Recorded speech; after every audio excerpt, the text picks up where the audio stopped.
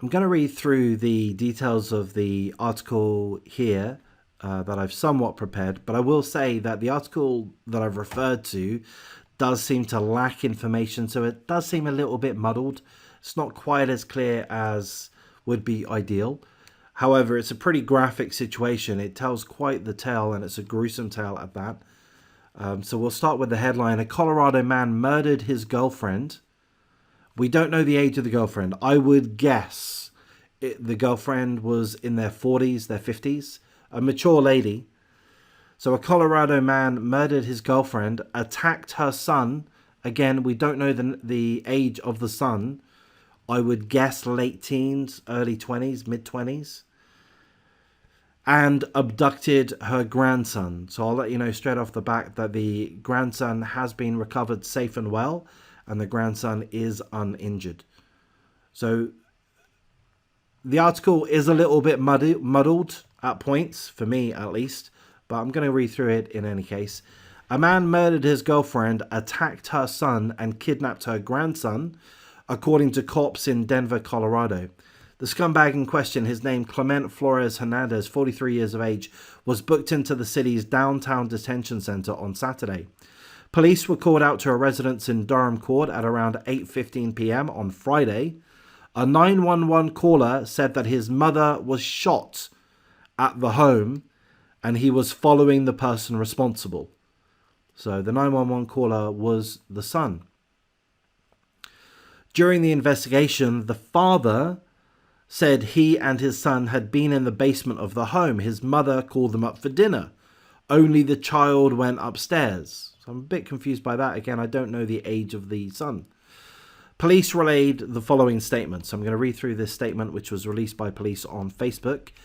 The son said several minutes later he heard numerous gunshots. He went upstairs after hearing the gunshots, and whilst he was still going upstairs, he observed the defendant, Mr. Flores-Hernandez, approaching him with a gun pointed at him. The son said that he began struggling with the defendant over the gun, and during the struggle, the gun discharged. Thankfully, the son described the gun as being empty and out of ammunition, and this is when the defendant threw the gun. The son said the defendant then began to physically assault the son by placing his hands around the son's throat and pushing him up against the wall. The son reported he was unable to breathe, he was dizzy, and he felt like he was going to lose consciousness.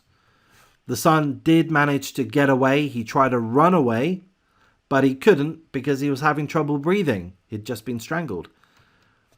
Again, this scumbag here, Flores-Hernandez, allegedly grabbed the grandson. We don't know the age of the grandson, but we do know the grandson is okay.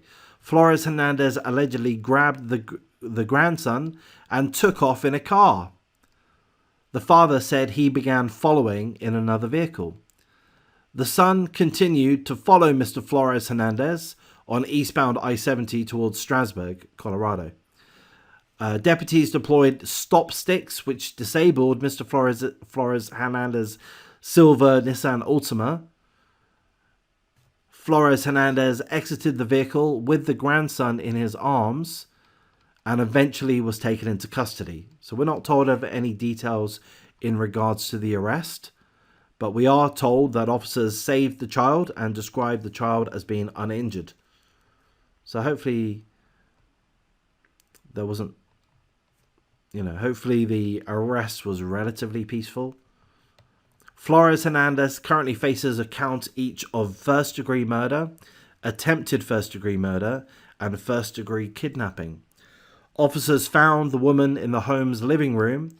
She had been shot at least once in the head.